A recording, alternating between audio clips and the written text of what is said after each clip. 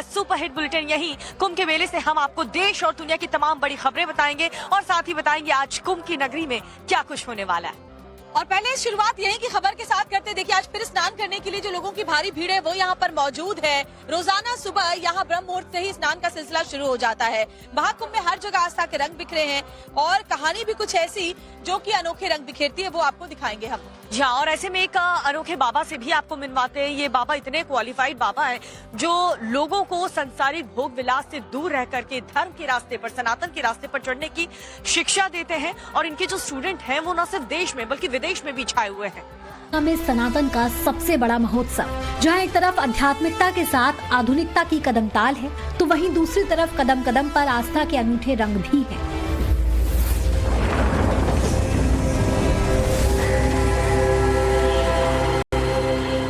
देसी बाबाओं का तो बोलबाला है ही। विदेश से आए सनातन के एक से बढ़कर एक साधक दुनिया को चौंका रहे हैं। सनातन ही सर्वोच्च सत्य है, ये पाठ पढ़ा रहे हैं। सनातन के सबसे बड़े महापर्व में ऐसे हाईली क्वालिफाइड बाबा भी पहुंचे हैं जिनके बारे में जानकर लोग हैरान हैं, क्योंकि इनके स्टूडेंट सिर्फ देश ही नहीं बल्कि दुनिया की बड़ी बड़ी कंपनियों में काम कर रहे हैं और इनमें आस्था भी कूट कूट कर भरी हुई है। लगातार प्रयागराज में हमारी मौजूदगी और इस मौजूदगी में संतों से मिलने का सिलसिला भी जारी है। संत अलग अलग तरीके के हैं, लेकिन इस समय चर्चा जो हो रही है वो लीग से हटकर संतों की हो रही है। मसलन आईआईटी वाले बाबा की चर्चा हो रही है। मसलन बहुत सारे संत इस समागम में ऐसे हैं जिन्होंने अच्छी खासी पढ़ाई की है, लेकिन अब उन्होंने संन्यास का रास्ता चुन लिया या प्रभु से मिलन का रास्ता चुन लिया। एक ग्रुप हमारे साथ इस समय मौजूद है। ये ग्रुप अहमदाबाद से आया हुआ है और इनको ये महात्मा जी लीड कर रहे हैं। सबसे पहले आप अपना परिचय दीजिए। मेरा नाम है कृष्ण प्रियदास, संसारी नाम है किशोर सर, लेकिन अब इस फील्ड का जो नाम है वो कृष्ण प्रियदास है। गुरुजी द्वारा ये नाम दिया गया है। कृष्ण प्रियदास किशोर सर, कैसे कनेक्ट करें इसको? स्कूल में जब सर्विस देता हूँ तो वहाँ तो ऑन रजिस्टर जो नाम चलता है वही करना होगा, लेकिन अब किशोर सर कृष्ण प्रियदास हो चुके हैं। गुरु आप पढ़ाते हैं? जी, मेरा सब्जेक्ट जो है इंग्लिश है। मैंने अमेरिकन लिटरेचर में एमफिल किया हुआ है और ब्रिटिश लिटरेचर में एमफिल किया हुआ है। बाप रे बाप। तो इतनी पढ़ाई करके ये वेशभूषा आपने धारण कर ली? गंतव्य तो यही है, जाना आखिर में यही है। चाहे कितना भी संसार में घूमे, आखिरी स्थान तो हमारे हिंदू सनातन धर्म के अनुसार धर्म, अर्थ, काम और आखिर में तो मोक्ष। मैं आपको क्या कहूँ, किशोर सर कहूँ या कृष्ण प्रियदास जी कहूँ? कृष्ण प्रियदास ज्यादा अच्छा लगेगा। तो सुना आपने, लेकिन यहाँ सिर्फ बाबा ही नहीं, बाबा के भक्त भी हाईली क्वालिफाइड हैं। कोई आईआईटी करके संत बना हुआ है तो कोई एमबीए करके, कोई अमेरिकी कंपनी में काम कर रहा है तो कोई खुद अपनी फर्म चला रहा है। आप कहाँ जॉब कर रहे हैं बताइए? मैं एक आईटी कंपनी में जॉब कर रहा हूँ, काम्या मल्टीटास्क सर्विसेज में। आप कहाँ कर रही हैं? मैं यूएस बेस्ड एक आईटी रिक्रूटिंग एजेंसी में काम करती हूँ। आप कहाँ कर रहे हैं? मेरी अभी पढ़ाई चालू है, आईटी बीटेक कर रहा हूँ। आप क्या कर रहे हैं? इन्फोसिस में जॉब कर रहा हूँ, आईटी इंजीनियर हूँ। अरे बाप रे बाप। आप क्या कर रहे हैं? मैं कॉन्फेरी में काम करता हूँ, अमेरिकन बेस्ड मल्टीनेशनल कंपनी है आईटी की। ओहो, आप क्या कर रहे हैं भाई? मैं सीए हूँ, मेरी खुद की फर्म है। सीए हैं? हाँ जी। तो कहाँ यहाँ संगम में आ गए? हम अपने गुरुजी के साथ हैं। हाँ भाई, और क्या जॉब कर रहा है, जरा जल्दी से बताइए। हाँ। मैं सीए हूँ और मेरी खुद की सीए की फर्म है। आप बताइए भाई। मैं एमएनसी में जॉब करता हूँ, डेवलपर हूँ। संत कृष्ण प्रियदास अहमदाबाद से 50 लोगों का ग्रुप लेकर संगम नगरी पहुंचे हैं। बाबा का कहना है कि वो अध्यात्म के रास्ते पर तो है ही, लेकिन अपने गुरु के कहने पर बच्चों को भी सनातन के संस्कार दे रहे हैं। मेरे जो गुरु जी है उनके द्वारा मुझे सीधे जॉब छोड़ने की अभी मनाही है, क्योंकि स्कूल के अंदर हम पूरे भारतीय सनातन के संस्कार देते हैं बच्चों को। मैं तो केवल जरिया हूँ, है तो परमात्मा करवाने वाला बच्चों के अपने पूर्व जन्म के पुण्य। लेकिन अमेरिकन लिटरेचर पढ़ के ये आप माला, रुद्राक्ष आपने धारण कर ली, तुलसी माला धारण कर ली, जटा आपने बांध ली, सन्यासियों का वेश धारण कर लिया, क्यों ऐसा क्यों? मोक्ष की प्राप्ति तो तभी होगी जब तक सांसारिक और भौतिक जीवन से हम निजात नहीं पाएंगे। हाँ। तब तक तो परमात्मा तत्व की प्राप्ति नहीं हो सकती। यानी आप ये संदेश दे रहे हैं कि भाई आप कितना पढ़ लिख लो, आना इसी रास्ते पर है। हाँ, ज्ञान के बिना तो कोई है ही नहीं। टाइम्स ऑफ भारत के कैमरे पर हरिओम ग्रुप ने विष्णु सहस्त्रनाम के महात्म का पाठ किया, जिसे सुनकर आप भी हरि के रंग में रंग जाएंगे। श्री गणेशाय नमः। अथ श्री विष्णुर्दिव्य सहस्त्रनाम स्तोत्रम यस्य स्मरण मात्रेण जन्म संसार बंधनात् विमुच्यते। नमस्तस्मै विष्णवे प्रभ विष्णवे नमः समस्त भूतानां आदि भूताय भूभृते।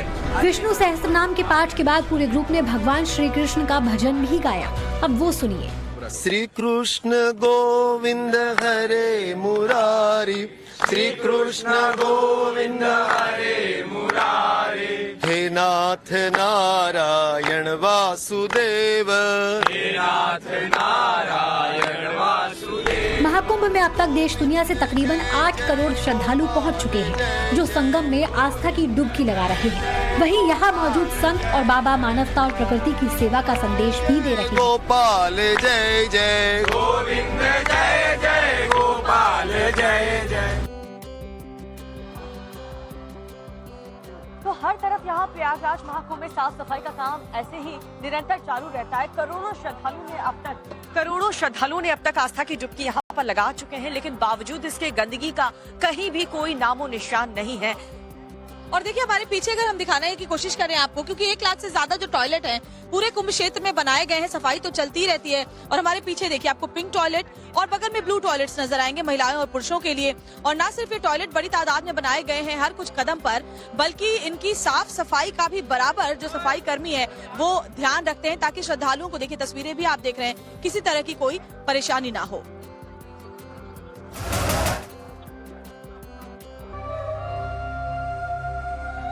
महाकुंभ में 40 करोड़ से ज्यादा श्रद्धालुओं के आने की संभावना है। इसी को देखते हुए पूरे मेला क्षेत्र में 1 लाख से ज्यादा टॉयलेट्स बनाए गए हैं।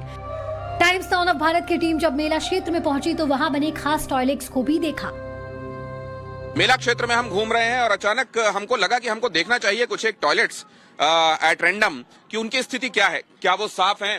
यहाँ दीदी मुझको दिखाई दे रही है। दीदी नमस्ते। ये टॉयलेट्स जो हैं मैं देख सकता हूं, आप अगर अनुमति दें।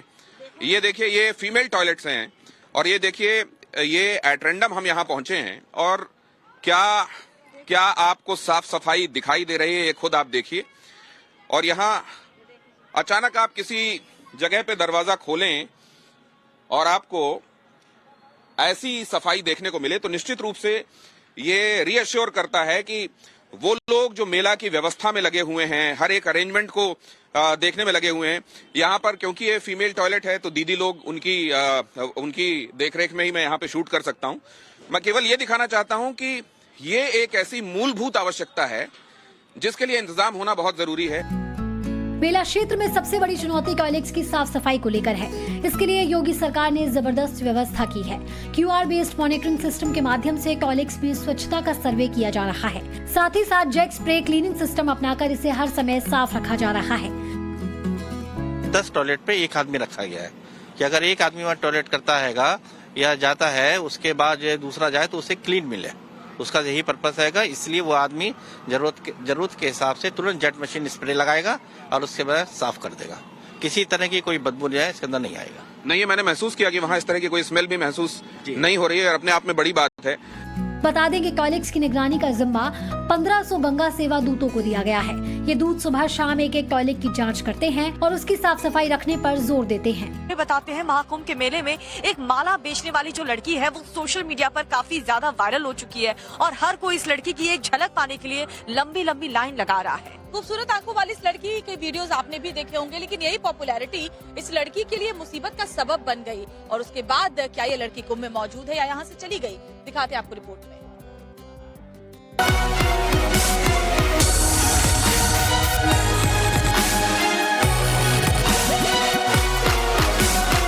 कत्थई आंखों वाली एक खूबसूरत लड़की बीते कई दिनों से सोशल मीडिया पर तेजी से ट्रेंड कर रही है। आप चाहे जो सोशल मीडिया ऐप खोल लीजिए, आपको ये लड़की जरूर नजर आ जाएगी। मोनालिसा के नाम से वायरल हो रही इस लड़की के वीडियोस इतने ज्यादा ट्रेंड कर रहे हैं कि इसके आसपास यूट्यूबर्स और सेल्फी खिंचवाने वाले लोगों की लाइनें लगी हुई हैं। लोग रात के 1-1 बजे तक इस लड़की के कैंप के बाहर सिर्फ एक हैं। अब भले ही इतनी ज्यादा पॉपुलैरिटी के लिए लोग सालों साल मेहनत करते हों, लेकिन इस लड़की को वायरल हो जाने की वजह से काफी दिक्कतों का सामना करना पड़ रहा है। दरअसल मध्य प्रदेश से महाकुंभ में माला बेचने के लिए आई ये लड़की वायरल हो जाने की वजह से ना तो माला बेच पा रही है और ना ही खुलकर कहीं आना जाना कर पा रही है। कुछ भी नहीं, 5 दिन हो गए, 5 रुपए नहीं पकड़े। अच्छा, तो जब मेला क्षेत्र में जाती है तो किस तरीके से अपने आप को बचा के जाती है आप? मुँह वगैरह मास्क वगैरह लगा के जाती, फिर भी लोग अच्छा, मास्क लगा के जाना पड़ रहा है और चश्मा मास्क लगा के जाती, फिर भी पहचान लेते कि वही है। तो सुना आपने, इंटरनेट पर वायरल हुई मोनालिसा को कहीं आने जाने के लिए चेहरे और आंखों को ढकना पड़ रहा है और उसके बाद भी लोग उसे पहचान कर उसका रास्ता रोकने लगे हैं। महाकुंभ में माला बेचने आई मोनालिसा को किस कदर परेशानियों का सामना करना पड़ रहा है, ये इस वायरल वीडियो को देखकर समझिए, जहां कई कैमरामैन और यूट्यूबर्स उसे फॉलो करते नजर आ रहे हैं। मोनालिसा एक टाइम पर इतनी ज्यादा परेशान हो जाती है कि वो एक शख्स का फोन हाथ से छीनकर सड़क पर फेंक देती है। मोनालिसा को वायरल हो जाने की वजह से इतनी ज्यादा परेशानी हो रही है कि एक टाइम पर तो उसकी तबीयत खराब हो गई और आसपास के संतों ने उसे भीड़ से बचाने के लिए अपने कैंप में जगह दी ताकि वो यहाँ चैन की 2 सांसें ले सके। इसको अंदर बिठा के रखो ना 5 मिनट, परेशान हो गए। फोटो खिंचवाने वालों की लंबी लाइन और यूट्यूबर्स से परेशान होकर मोनालिसा के पिता ने अब उसे वापस गांव भेज दिया है। मोनालिसा के वापस भेजने को लेकर उसकी बहन का भी बयान सामने आया है। मोनालिसा की बहन ने कहा, लोग छिप छिप कर उसका वीडियो बनाते थे, दिन भर उसके पीछे दौड़ते थे। परेशान होकर मोना जाकर अपने पापा से शिकायत करने लगी तो उसके पापा ने उसे गांव वापस भेज दिया। अब आप खुद ही सोचिए कि कोई मेले में 2 जून की रोटी कमाने आए और लोग उसका सामान खरीदने की बजाय पूरे दिन उसका पीछा करें, उसका वीडियो बनाकर इंटरनेट पर अपलोड करके खुद तो हजारों रुपए की कमाई करें, लेकिन उसे 5 रुपए की भी आमदनी ना हो, तो किसी का भी परेशान होना लाजमी है। महाकुंभ मेले में महिलाओं के लिए देखिए इस तरह के चेंजिंग रूम्स बनाए गए हैं, ताकि ये अस्थायी चेंजिंग रूम हर जगह बनाए गए हैं ताकि महिलाएं जब स्नान करके बाहर निकलें तो फिर इन चेंजिंग रूम में आराम से वो कपड़े बदल सकें।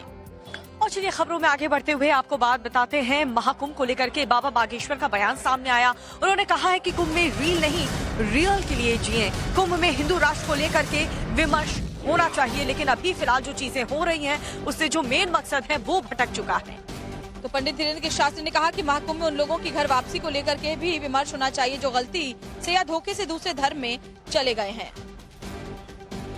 महाकुंभ आस्था का विषय, महाकुंभ संस्कृति का कुंभ है, महाकुंभ कल्चर को बढ़ाने का, कल्चर को समझने का, किसी को वायरल का नहीं है। हमने पूर्व में ही कहा कि रील के लिए नहीं, रियल के लिए जाना है। वहां अभी जो 2-3 चीजें चल रही, कहीं ना कहीं वो मेन मुद्दा से महाकुंभ भटक रहा, चाहे वो किसी बच्ची के खिलाफ कहा जा रहा हो, चाहे वो किसी व्यक्ति के खिलाफ या उसके पक्ष में या उसके बारे में। महिमा मंडन ने एक दिन कर दिया, बस हो गया। मेन जो महाकुंभ पर होना चाहिए विचार विमर्श इस बात पर होना चाहिए कि सनातन कैसे बचेगा, हिंदुत्व कैसे जगेगा, हिंदू राष्ट्र कैसे बनेगा, और जो हिंदू नहीं है उनको घर वापसी कैसे कराई जाए जो धोखे से चले गए। चाहे वो इस देश के इस्लाम में हो, वो भी हिंदू हैं, चाहे वो ईसाई हो, वो भी हिंदू हैं। इस पर काम होना चाहिए, इस पर फोकस होना चाहिए। लेकिन हम जा रहे हैं, हमने प्रण ठाना है, वहां पर हम एक कार्यक्रम कर रहे हैं, उसका संकल्प है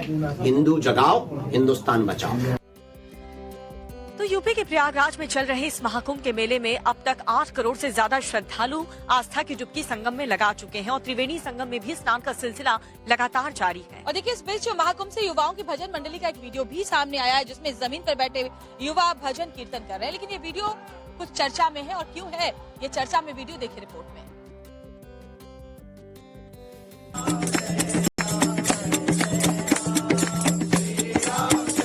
वैसे तो महाकुंभ से आने वाली सभी तस्वीरें बेहद ही दिव्य और अद्भुत दिखती हैं, लेकिन जमीन पर बैठकर कीर्तन कर रहे भजन मंडली का ये वीडियो बेहद ही खास है। सबसे पहले सोशल मीडिया पर वायरल हो रहे इस भजन को सुनिए, फिर इस तस्वीर से जुड़ी बातें हम आपको बताएंगे जिसे जानकर आप दंग रह जाएंगे।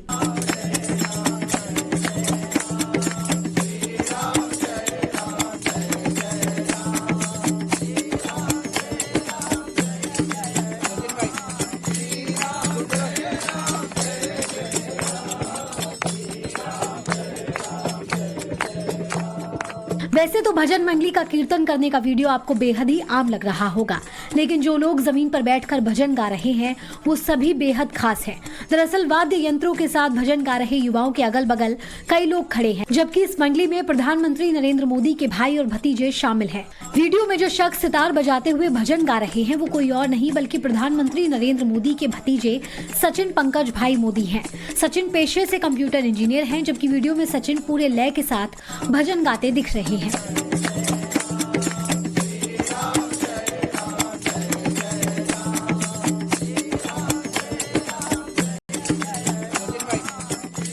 प्रधानमंत्री मोदी के भतीजे सचिन अपने दोस्तों और परिवार के साथ महाकुंभ पहुंचे और श्रद्धालुओं की तरह जमीन पर बैठकर भजन कीर्तन किया, जबकि वीडियो में सचिन के अगल बगल बैठे जो युवक दिख रहे हैं वो इनके दोस्त और पेशे से चार्टर्ड अकाउंटेंट हैं।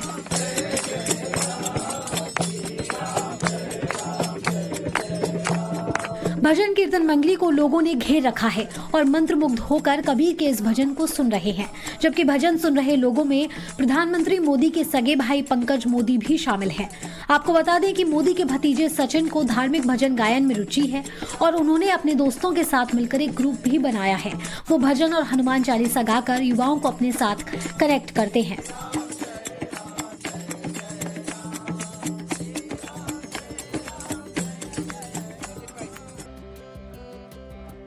और एक बड़ी खबर आपको बता रहे, बाबा बागेश्वर का धर्मांतरण पर कड़ा प्रहार। कई बड़ी बातें उन्होंने कही हैं। देश भर में हनुमान चालीसा बागेश्वर मंडल बनाने की बात भी उन्होंने कही है। और साथ ही बाबा बागेश्वर ने कहा कि आदिवासी जन जागृति सम्मेलन के आयोजन के मौके पर पंडित धीरेन्द्र कृष्ण शास्त्री ने ये बात कही। बाबा बागेश्वर ने कहा कि अगर हिंदू राष्ट्र के संकल्प को साकार करना है तो हिंदुओं का धर्मांतरण रोकना होगा। आदिवासी भाई बहनों को संकल्प गांव-गांव में, कॉलोनियों में हनुमान चालीसा बागेश्वर मंडल बनाया जाएगा, जो पूरे देश में भविष्य में अगर किसी भी प्रकार से रोड पर, सड़क पर उतरने की जरूरत पड़ी तो वह सभी बागेश्वर हनुमान चालीसा मंडल के श्रद्धालु, सदस्य, मंडल के सेवादार एक साथ सड़क पर उतरने के लिए सेना के रूप में तैयार रहेंगे। उसमें प्रमुख रूप से भूमिका हमारे आदिवासी समाज के सभी जनों की होगी, क्योंकि धर्मांतरण के लिए यह सॉफ्ट टारगेट है। तो लगातार श्रद्धालु आस्था की डुबकी संगम में लगा रहे हैं और व्यवस्था इतनी चाक चौबंद की गई है कि किसी को भी कोई दिक्कत नहीं हो रही। खबर भी हम आपको लगातार बता रहे हैं। अब अगली खबर कानपुर से है, जहां पर इंडस्ट्रियल एरिया में अचानक से भयानक आग लग गई और देखते ही देखते वहां पर आग विकराल हो गई और कुछ ही सेकंड में आग की इतनी ऊंची ऊंची लपटें उठी कि सब कुछ मानो अपने साथ जलाकर राख कर देने पर आमादा हो। लेकिन कैसे वहां आग पर काबू पाया गया, देखिए रिपोर्ट।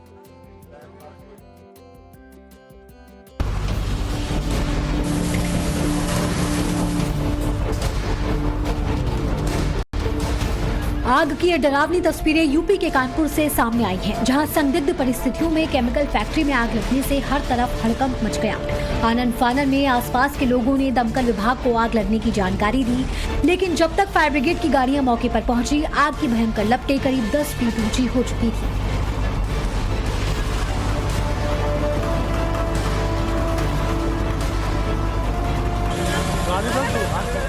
इस आग पर काबू पाने के लिए दमकल विभाग की 12 गाड़ियां मौके पर पहुंची थी, जिन्होंने करीब 3.5 घंटों की कड़ी मशक्कत के बाद इन विनाशकारी लपटों पर काबू तो पा लिया, लेकिन लपटों में 4 दमकल कर्मी और 2 मजदूर झुलस गए, जिनका अस्पताल में इलाज जारी है। ये आग कितनी भयावह थी, इसका अंदाजा आप सामने आई तस्वीरों को देखकर साफ तौर पर लगा सकते हैं, जहां आपको आसमान में उठती कई फीट ऊंची लपटें और काले धुएं का घना गुबार नजर आ जाएगा।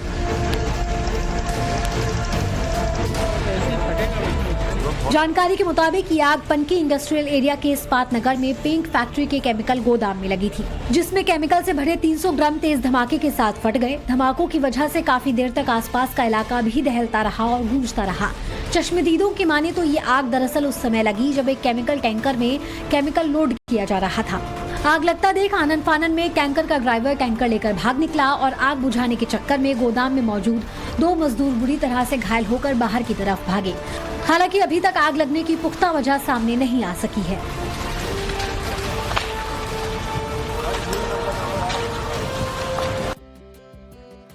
अब मुंबई में सैफ के घर पर हुए हमले से जुड़ी एक बड़ी खबर आपको बता रहे हैं। जो जानकारी मिली है कि सैफ खान के अलावा अन्य मशहूर कलाकारों के घरों की रेकी हमले के ठीक 1 दिन पहले की गई थी, जहाँ ये शख्स 1 दिन पहले ही सभी के घर की रैकी करते हुए नजर आया, जिसमें सैफ अली खान, शाहरुख खान, सलमान खान, अन्य सेलिब्रिटीज के घर किन ठिकानों पर है ये देख रहा था और ये घर उसे लोकल ऑटो रिक्शा चालक के साथ उसने ये सब कुछ रैकी की। सुरक्षा के लिहाज को देखते हुए उसने आसानी से घर में दाखिल होने की गुंजाइश के चलते सबसे पहले सैफ अली खान के घर का चुनाव किया, क्योंकि बाकी जगहों की सिक्योरिटी उसे ज्यादा चाक चौबंद लगी।